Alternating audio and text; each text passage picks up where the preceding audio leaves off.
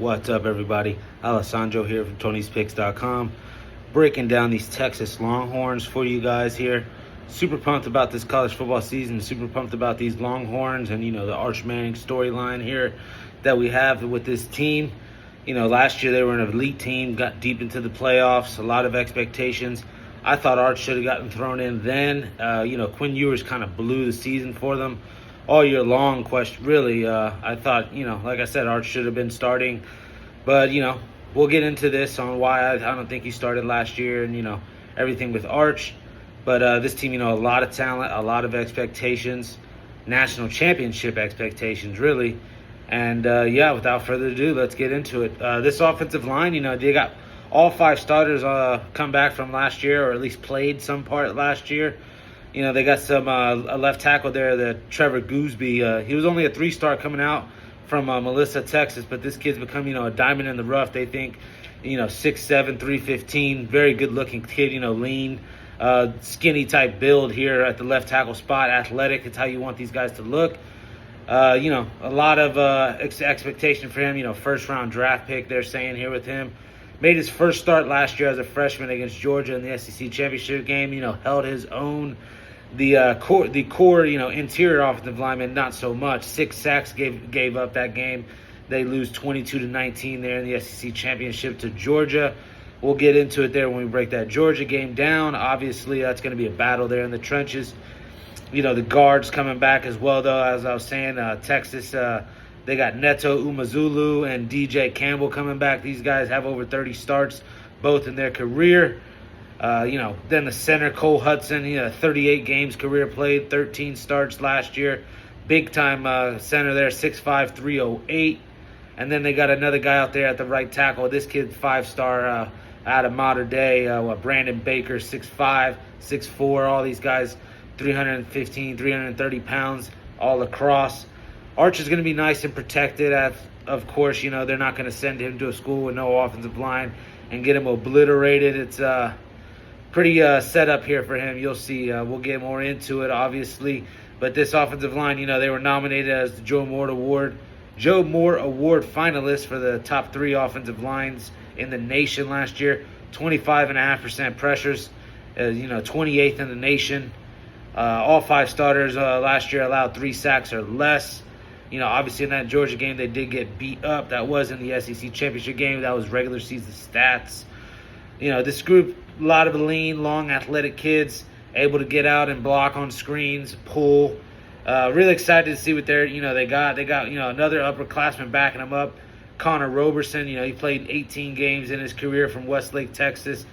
They got the 6'7", 350-pound, Nick Brooks coming in. Highly touted kid they're looking at. The Coleman brothers as well, Jordan and Delvin, both 6'5", 330. And they got a older brother, Isaiah, playing on the defensive line. It's always nice when you get 3 brothers, a little 3-piece there on the recruiting. That's nice and, help bolster those trenches. Texas looks good up front, I must say. A lot of kids coming back. They did lose 12 guys to the draft. But, Texas, Georgia, Alabama, these schools are going to replace these guys with 4s and 5 stars littered all across this roster. And like I said, they're not going to send Arch to a school that's, not prepared to make him look good and nice and pretty and proper. But, offensive line looks very elite. And like I said, top 3 offensive line in the nation, at least if for that Joe Moore Award. That's something to think about there. Like I said, experienced group. Ready for Arch to, set him up nice and beautifully.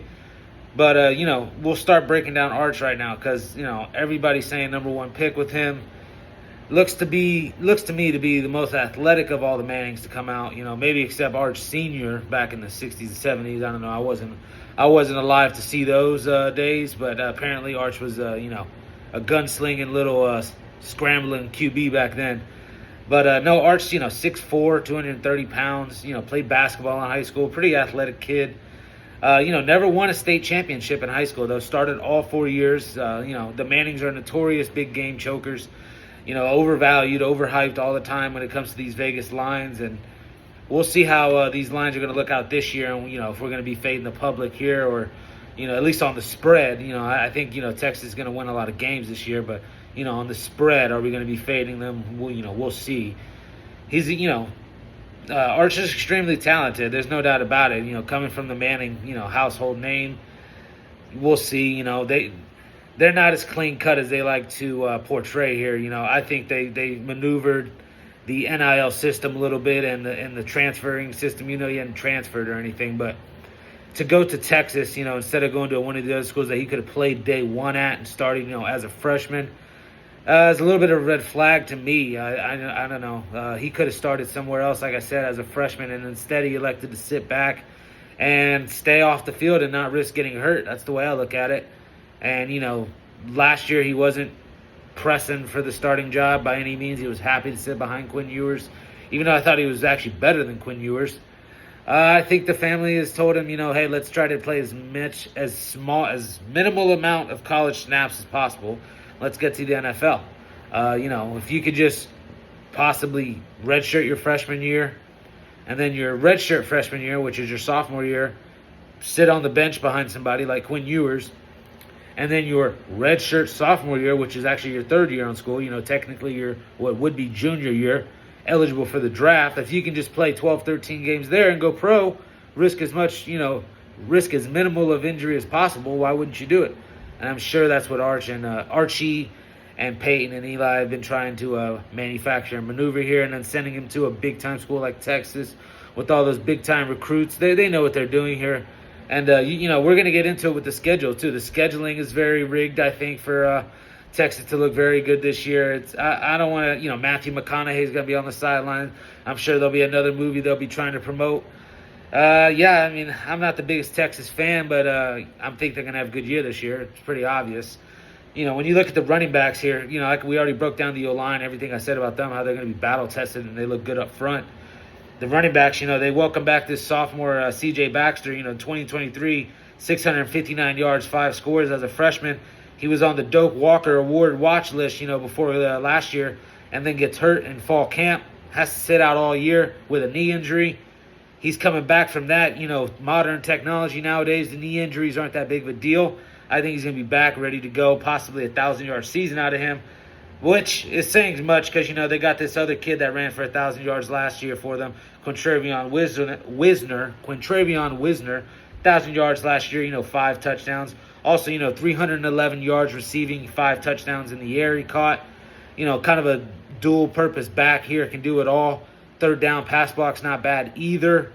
But obviously the other kid there, the Baxter, 6'1", 225, coming off the injury. But I expect him to be in between the tackles, pounding the rock. Mr. Inside, Mr. Outside again, I see here. They also got this kid, Jarrett Gibson, also played last year as a freshman. 377 yards and 4 scores. Played in a lot of mop-up duty, but, he's highly touted coming out, 5'10", 210. A little 3-headed monster here at running back for Arch is nothing to complain about here. I see them relying on that run game a lot, with this battle-tested offensive line we've already alluded to. And I like this running back that he has to work with. Then you look at the weapons outside. Obviously, he lost a couple wide receivers there to the draft with Golden and Bond.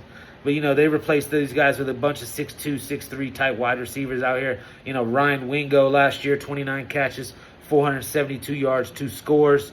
That was his freshman year, too, expecting big things in the sophomore season. DeAndre Moore as well, big kid as well, 6 foot, 210 pounds. 40 catches last year, 458 yards, 7 scores as well. What else? There's another kid I was trying to get on.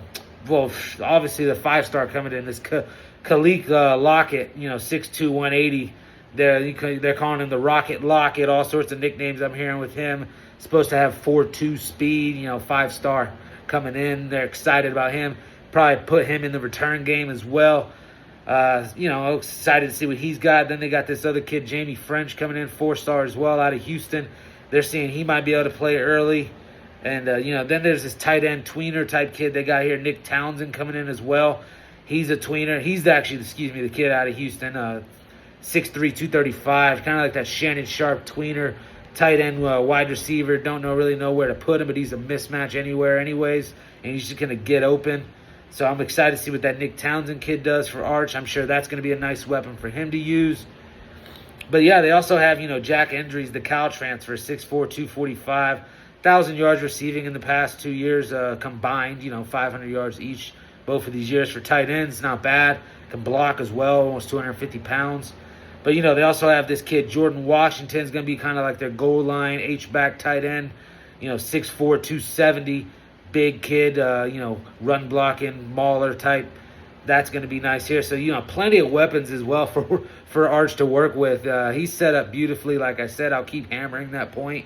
Even when it comes down to the place kicking here, they got Mason Shipley, the Texas State transfer. 2 years ago, he was a perfect 15 of 15.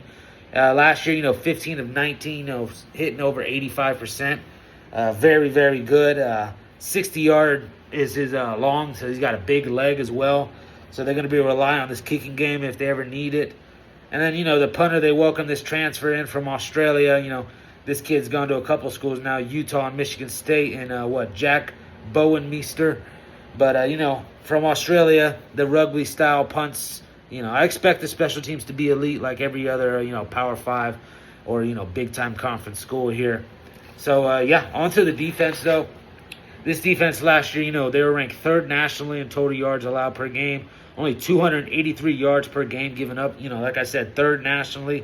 Also 3rd nationally in passing yards allowed, 173.8 yards. They did, like I said, lose 12 total players last year. A couple of those guys were on defense.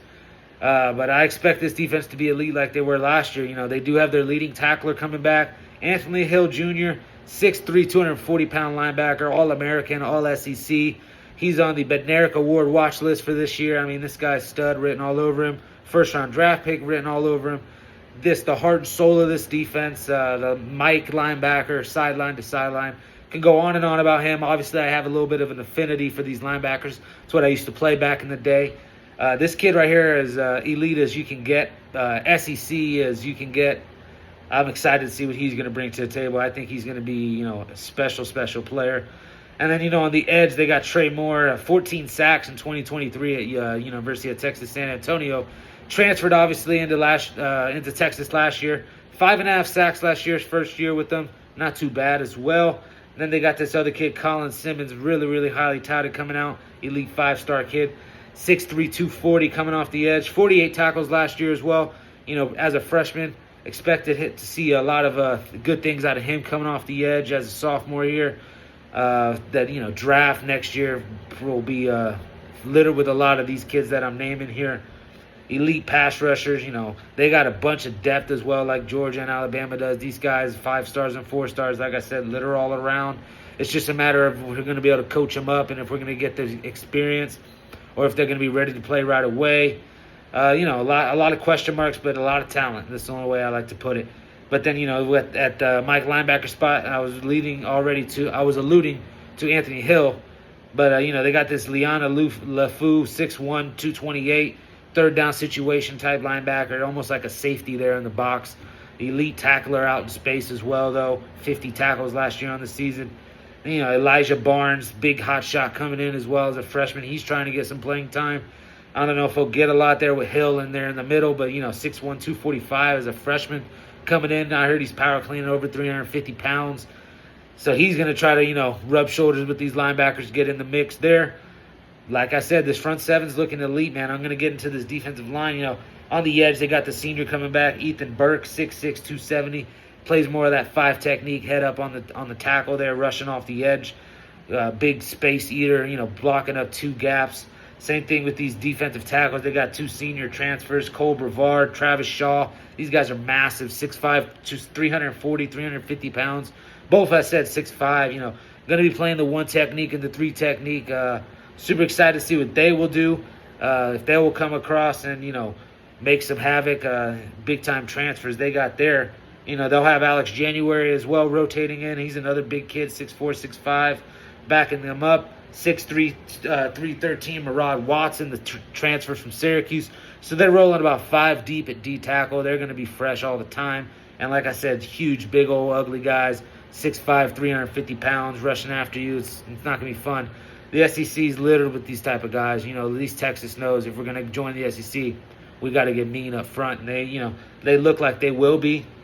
Back there, though, in the secondary, Malik Muhammad, Kobe Black coming back. These kids, 6'1", 6'2", that Jalen Ramsey-type frame on them. I don't know necessarily if they're going to be a Jalen Ramsey. Don't get me wrong. That's a lot of expectations put on somebody. But, the builds there, long, athletic kids, going to bully some of these SEC wide receivers because they're going to have to be big. SEC's littered with the biggest and baddest type dudes. You know this. And, I think these guys are going to be able to compete for sure. Obviously, back there at safeties, they have their second leading tackler, Michael Taffy, coming back. This kid, 78 tackles on the year last year. He just sticks his head in there, always up in there in the box, giving that extra run support. Him and Anthony Hill Jr., of course, I expect over 100 tackles this year from both of them. Big-time players. I definitely see them getting drafted, obviously. Jelani McDonald as well is going to be right next to Taffy back there in the secondary. He comes back, over 50 tackles for him as well. And then they welcome this big-time Jonah Williams freshman there, 6'3", 230-pound safety. Almost looks like a linebacker out there, but he's running 4'3", 4'4". Another kid power cleaning over 300 pounds. I'm here in Texas getting after in the weight room. Elite strength and conditioning, trying to compete with this SEC, type strength and conditioning programs you see around, obviously with the Bama, what they've always put up and been known for. I'm excited to see what Texas does, honestly. Like I said, I'm not the biggest Texas fan, but if they're going to go out and start blowing teams out and dominating, I'm always down to see a good team and a juggernaut-type team here. And maybe Arch Manning actually lives up to this hype. We'll see, though. A lot of hype. It's hard to almost live up to it, honestly.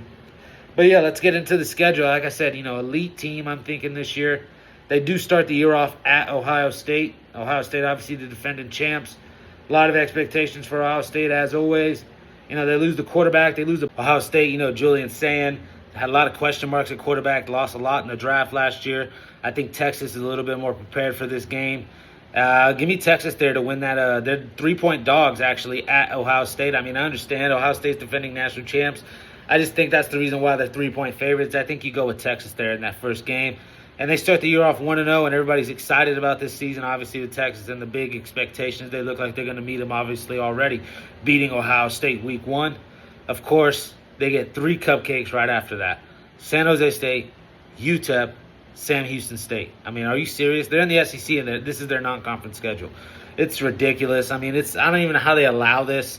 And then they're going to be able to go to the playoffs with a record of just straight padded 12-0, 11-1, and 3 of their non-conference wins are these guys. It's laughable. The College Football Committee needs to do something about that, where these Power 5 schools have to be forced to play each other in non-conference. And let's settle it, boys. Let's find out who's the best. If it's the SEC, if it's the Big 10, Big 12, whatever it is, let's find out who it is. And let's quit, putting cupcakes on the schedule. So, they should start the year off 4-1. Obviously, Ohio State's not going to be an easy win.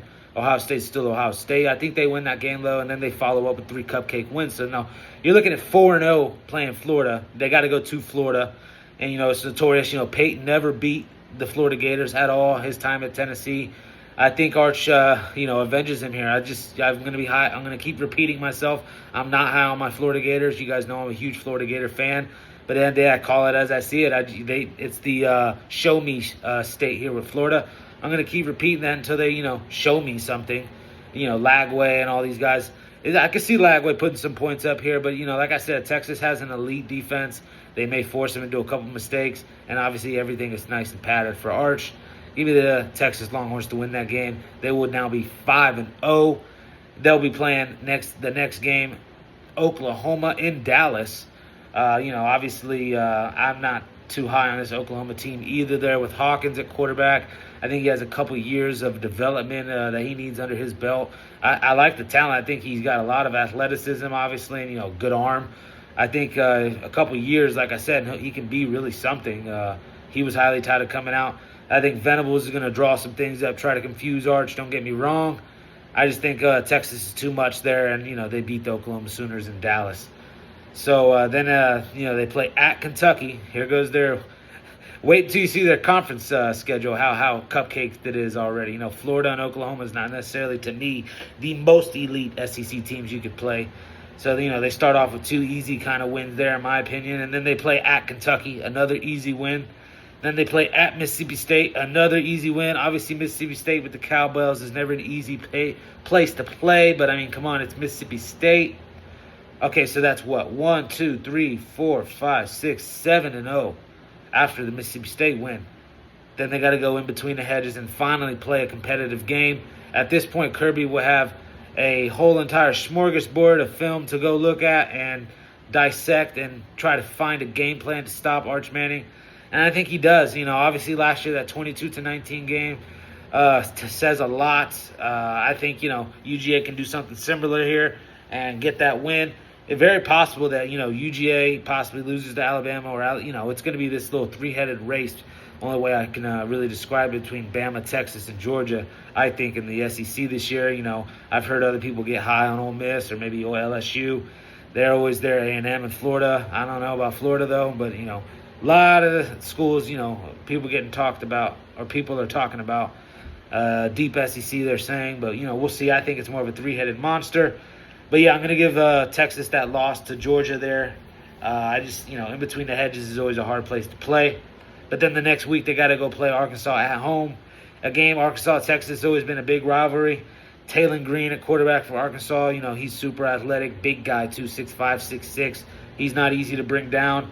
I think, he could give them fits. But like I said, man, this Texas defense with Anthony Hill in the middle roaming around, I think he can spy this Taylon Green and, kind of shut him down. And I think Texas is still, again, too much for Arkansas. Just look at the recruiting classes as well. It's head and shoulders above them. You got to give me you got to give me Texas there to handle Arkansas. So that would put them at 1, 2, 3, 4, 5, 6, 7, 8, 9 and on 1. Wait a minute. 1, 2, 3, 4, 5, 6, 7, 8, 9, 10 and 1 going into the Texas A&M game. At home playing this Marcel Reed kid. He's a jitterbug, man. He's just impossible to tackle. A little bit of Lamar in him. I think he's got a little bit I don't know. It's just a special type player, honestly, Marcel Reed. I can see him giving Texas fits. Elko over there drawing up some type of plays to give Texas and all these guys fits. It's a tough rivalry game. Somehow, some way, Texas, I feel like, could get it done. It would not surprise me, though, if A&M gets that win and turns Texas into a 10-2 team, or maybe Texas actually beats Georgia or something, and that's their first loss. But, that's going to be a tough rivalry game there at the end of the year. And hopefully, Texas isn't looking past A&M, maybe to the SEC championship. Tons of stuff you'll have to see. Obviously that's late in the year. But, we break down everything here with Texas. A lot to like, obviously, when it comes to the talent they have on this roster. A lot to like when it comes to the scheduling, if you're a Texas fan. The question is, if Arch has a bad year, if this team goes 9-3, 8-4, and, they kind of poop the bed here, is he coming back to school, or is he just going to go one and done? I think, obviously, if he has an immaculate year and they go on and win the national championship, I highly, highly doubt he comes back to school. It's one of those things here. Is he ready to already, go ahead and be the guy, or is he going to need a couple years of development here at the college level? I think he's special. I don't like Arch Manning too much, the Manning family too much, but I do think he's special. I think he's, deserves some of this hype. Big-time kid. Obviously, he has the makeup in the background with the Manning family. And, he's shown a little bit of mobility, able to run, 50 yards. I saw that read option play he did last year, showed some of the mobility. But, man, I don't know. I don't know if I can back Texas week in and week out just because they're going to be fat overvalued. And I don't know. I like touching this plus money like I always allude to. You're better off in the long run touching those plus money plays here. There'll be some spots. Maybe, we got to see what this Florida spread's going to be. I'm expecting, a Texas minus 14.5. I don't know. It's at Florida. We'll have to wait and see. If I could get a Florida plus 21.5, maybe I'd start looking at Florida. But no, I wouldn't be surprised either. Texas can steamroll them. Florida is, I don't want to keep ranting on that. But yes, guys, that breaks it down for Texas. I'm expecting a big year out of them. But there's going to be some more college football breakdowns. We're going to get into Oregon and Penn State here soon. And, the rest of some of these college football playoff teams I'm expecting here. And, go to the website. Check out Tony'sPicks.com. Check out our free pick videos that we have there. Also, obviously, check out our premium picks that we have. Use the Tony T discount code to get the 15% off. That 2-for-1 capper promotion I'm always going to push here. All these other cappers you guys see on the live shows here with me. Al Ninos also doing the shorts. Chris doing the home run shorts and, videos. Rod always with the WNBA and, hockey, all sorts of stuff. One of the best cappers on the channel or on the website. all the guys that, Tony, obviously, the man in the house, the OG, as I like to say, running things. So, yeah, man, 2-for-1 Kuiper promotion. Tony T discount code at checkout. Get the 15% off. And let's win some money, guys. College football's around the corner. Let's get prepared and let's get ready to smash these books. Peace.